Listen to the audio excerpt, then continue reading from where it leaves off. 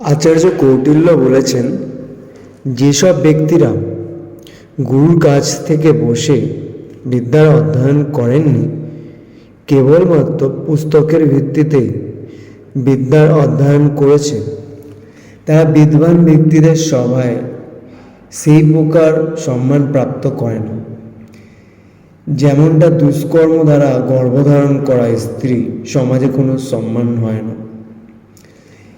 এই কথার মানে এরকম যে গুরুর কাছে বসেই বাস্তবিক বিদ্যার অধ্যয়ন করা যেতে পারে।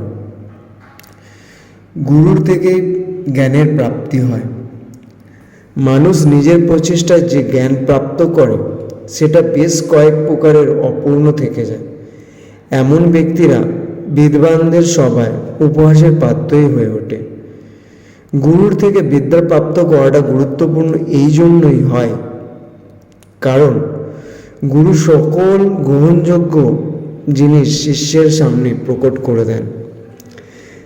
জ্ঞানের সকল রহস্য শিষ্যের সামনে উন্মোচিত হয়ে পড়ে।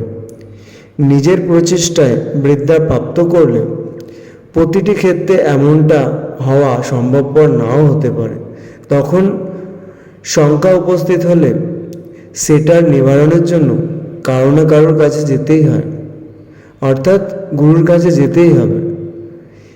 এই শ্লোকে আচার্য চাণক্য গুরুর কাছে গিয়ে শিক্ষা গ্রহণের জন্য জোর দিয়েছেন, কারণ গুরুই একজন শিষ্যকে প্রকৃত শিষ্য প্রদান করতে পারেন।